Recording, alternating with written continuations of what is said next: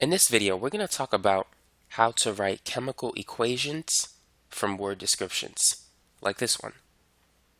So here we have a sentence. What we need to do is convert it into a chemical equation and balance it. So solid elemental phosphorus, P4, so it's in a solid state. It reacts with fluorine gas. Now fluorine is a diatomic molecule. It exists not as F, but F2. And you need to know that nitrogen exists as a diatomic gas, oxygen, fluorine, chlorine is a gas, bromine is a red liquid, iodine is a purple or violet solid. And then you have hydrogen gas.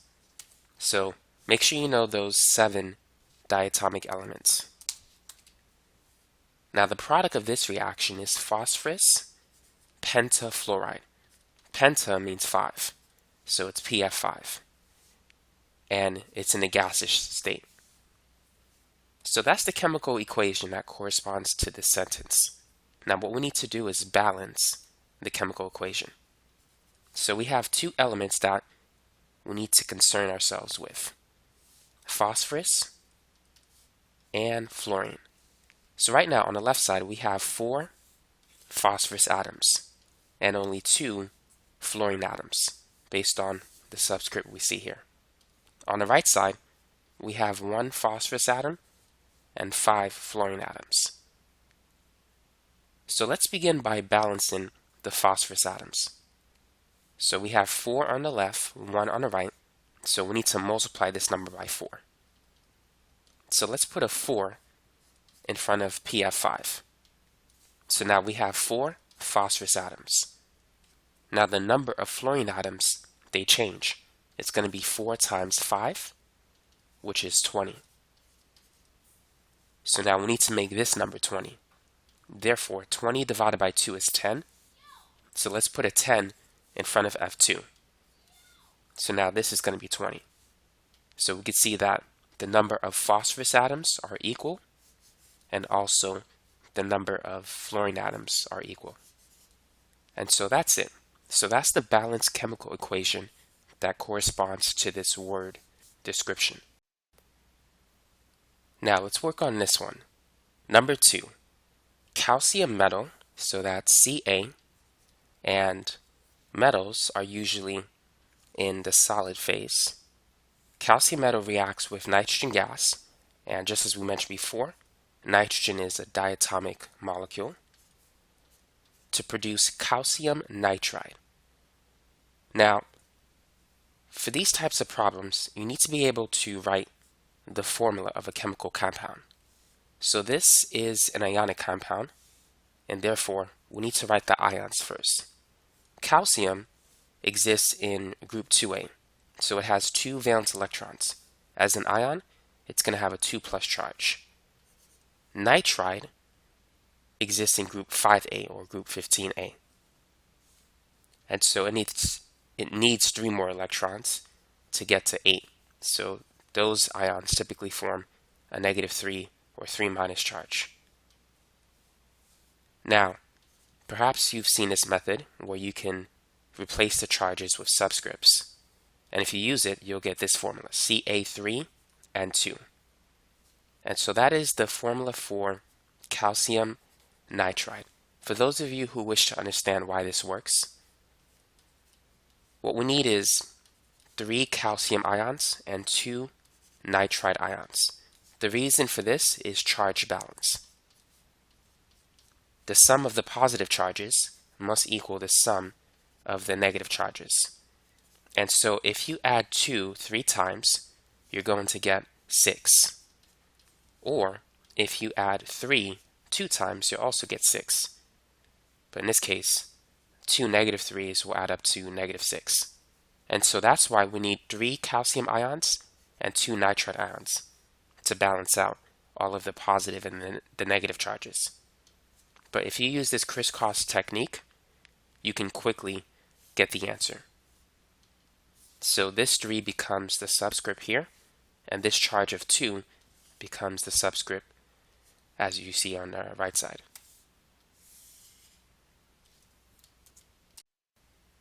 Now, is calcium nitride a solid, a liquid, or a gas?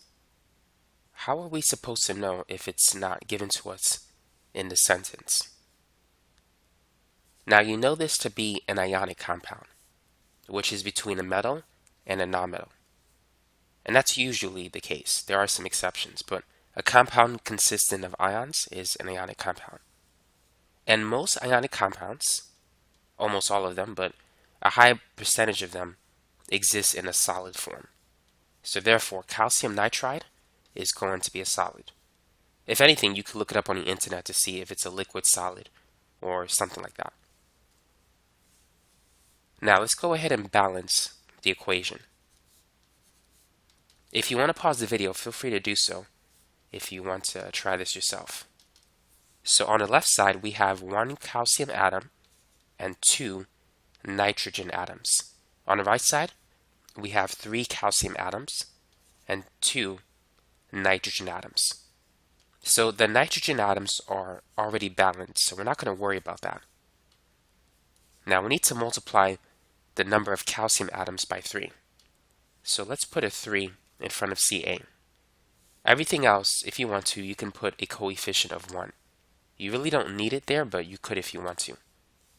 And so now we're not going to have 1 calcium atom on the left side, but 3. And so the number of calcium atoms are equal as well. And so this right here is the balance chemical equation for this word description.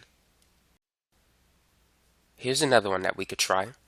Solid elemental sulfur, so that's S8, and the phase is solid, as the sentence depicted. It reacts with oxygen gas, so we know that to be O2, to produce sulfur trioxide. Now, sulfur trioxide is a compound because it's made up of different elements. And this is not an ionic compound. If you see the words di, tri, tetra, or penta, things like that, you know you're dealing with a covalent molecular compound. And the fact that it consists of nonmetals. Sulfur and oxygen are nonmetals. But this, you don't need to use that crisscross method that we did in the last example. You can simply write S for sulfur and O3 for trioxide. Tri means 3. Now, sulfur trioxide is a gas. I forgot to write gaseous sulfur trioxide, but you could look that up. Sulfur dioxide, in case you see it, that's also a gas. Now, let's go ahead and balance the chemical equation. So on the left, we have 8 sulfur atoms, but 2 oxygen atoms. On the right, we have 1 sulfur atom. There is an invisible 1 as a subscript here. And 3 oxygen atoms. So let's begin by balancing the sulfur atoms first. So we need to put an 8 in front of SO3. So now we have 8 sulfur atoms on the right side. So these two are equal. And the number of oxygen atoms will change now. It's going to be 8 times 3, which is 24. So we have 24 oxygen atoms on the right side. Now 24 divided by 2 is 12. So let's put a 12 in front of O2. And if you want to, you could put a 1 in front of S8. So here, 12 times 2 is 24. And so the number of oxygen atoms are the same now. And that's it. That's all we got to do for this example. And so now we have our balance chemical equation. Now for this type of problem, you need to be familiar with the solubility rules. And I'm going to post a link in the description section of this video to another video where you could learn the solubility rules if you need to. Hydrochloric acid. So what is that? What is the chemical formula for hydrochloric acid? You need to know that it's HCl. I would commit that one to memory. And most acids, I don't know of any that are not, but acids are usually soluble in water. So we're going to put it in the aqueous phase. Next we have barium hydroxide, and we're told that it's aqueous, so it dissolves in water. And you could find that out from the solubility rules. Hydroxides are usually soluble in group 1 and for the heavy elements in group 2. But because this is an ionic compound, barium is a metal, hydroxide is a nonmetal, we need to write the formula for it using that crisscross method. Barium has a 2+ charge. Hydroxide is a polyatomic ion. And so you also need to memorize the polyatomic ions, which I'm going to post a link in the description section to help you out with that. Hydroxide has a -1 charge. So using the crisscross method, it's going to be Ba1OH2. Whenever you have multiple polyatomic ions, you need to enclose it within a set of parentheses. So this is Ba-OH2, and it's in the aqueous phase. Now let's move on to the product side of this reaction. So we have water. We're going to assume that it's in a liquid state, plus barium chloride. So we need to use the crisscross method. Chloride is a halogen, which all have -1 charges as an ion. So using the same method, it's Ba1Cl2, or simply BaCl2.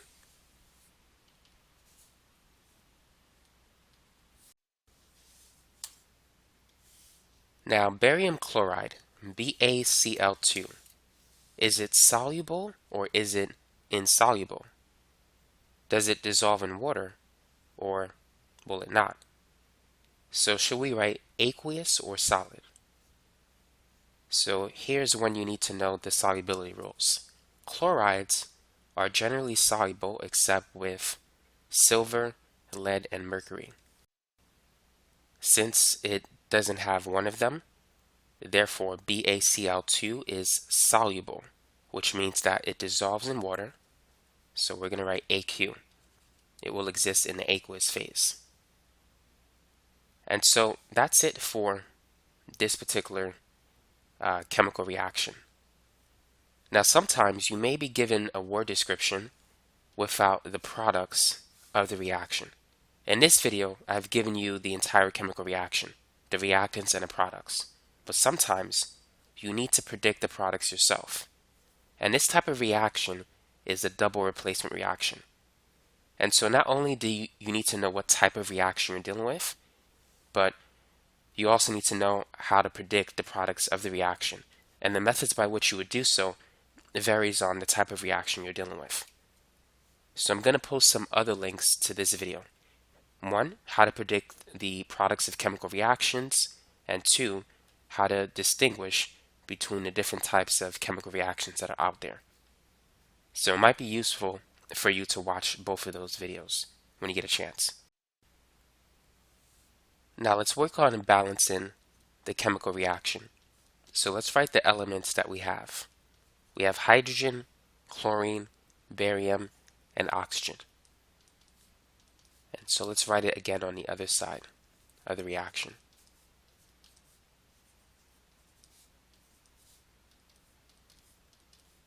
On the left side right now, we have a total of 3 hydrogen atoms.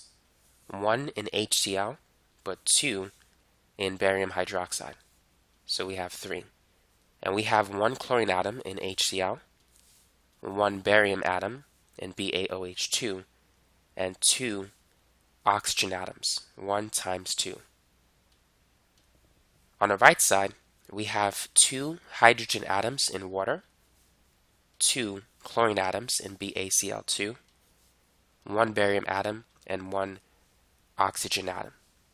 So the first thing I'm going to do is, well, right now, notice that barium is already balanced, so we don't have to worry about that. But let's balance the chlorine atoms now. Notice that we have 2 chlorine atoms on the right side, only 1 on the left. So let's put a 2 in front of HCl. So this becomes 2, and so these 2 are now equal. However, the number of hydrogen atoms changes. We have 2 hydrogen atoms in BaOH2 and 2 in HCl. 2 plus 2 is 4. So now we need to make this number a 4. The only way to do that is to put a 2 in front of H2O. 2 times 2 is 4. So now we have 4 hydrogen atoms. And now the number of oxygen atoms will change on the right side. This is 2 times the invisible 1. And so we have 2 oxygen atoms. So these two are equal. And the number of hydrogen atoms are equal. So now the equation is balanced. Now here is another one that you could try. Feel free to pause the video and work on it. So we have zinc metal. So it's in a solid phase. It reacts with hydrobromic acid. Now recall that hydrochloric acid is HCl. Therefore, hydrobromic acid is HBr. And it's in the aqueous phase. And it's going to produce hydrogen gas, which is diatomic, and zinc bromide. Now this is an ionic compound, so let's write the chemical formula. Now you need to know that zinc has a 2+ charge, 99% of the time. Bromide has a -1 charge. So using the crisscross method, it's going to be Zn1Br2. But we don't need to write the 1, so ZnBr2. And halides are generally soluble except with silver, lead, and mercury. So zinc bromide dissolves in water. It's soluble, which means that we're going to write it in the aqueous phase. Now let's go ahead and balance the chemical reaction. So we have zinc, hydrogen, and bromine. By the way, do you know what type of reaction this is? What type of reaction are we dealing with here? This is a single replacement reaction. Zinc replaces hydrogen in this particular reaction. It displaces hydrogen, so zinc pairs up with bromine, causing hydrogen to be by itself. So thus, this is a single replacement reaction. Now, when predicting the products of a single replacement reaction, you need to be familiar with the activity series. Zinc is more active than hydrogen, and that's why it could displace it. And so this chemical reaction would occur. Copper is less active than hydrogen. If copper were here instead, there would be no reaction. And so if you're given a question like this without the products, you need to reference the activity series, which I'm going to post in this video as well. So right now we have one zinc atom on the left side, one hydrogen atom, and one bromine atom. On the right side we have one zinc atom, 2 hydrogen atoms, and 2 bromine atoms. So let's begin by balancing the bromine atoms. Let's put a 2 in front of HBr. So this will change to 2, and so will that one. So automatically, the number of bromine atoms are the same, and also the number of hydrogen atoms are the same. And already, the number of zinc atoms are the same, so that's all we got to do. The chemical reaction is balance. Now let's move on to number 6, the last one. Pentane, C5H12, and pentane is a liquid. So let's put L. It burns in air, which means that it reacts with oxygen gas in the air to produce water. Now granted, at high temperatures, the liquid water becomes steam, but let's say it's just liquid for now. And carbon dioxide, CO2, that's a gas. So now let's go ahead and balance the chemical reaction. So this is called a combustion reaction. Now, for this, it's expected that you know the products of a combustion reaction, which is always carbon dioxide and water. When balanced in a combustion reaction, it helps to balance the carbon atoms first, and then the hydrogen atoms, and save the oxygen atoms last. So on the left side, we have 5 carbon atoms, 12 hydrogen atoms, and 2 oxygen atoms. On the right side, we have 1 carbon atom, 2 hydrogen atoms, and 1 plus 2, which is 3 oxygen atoms. Now let's begin by balancing the carbon atoms. So we need to put a 5 in front of CO2 so that this number changes. So the carbon atoms are now equal. We don't have to worry about this anymore. Now, let's balance the number of hydrogen atoms. 12 divided by 2 is 6. So this indicates that we need to put a 6 in front of H2O. So we have 6 times 2, or 12 hydrogen atoms. So now the last thing we need to balance is the number of oxygen atoms. We no longer have 3 oxygen atoms on the right side because these numbers, they changed.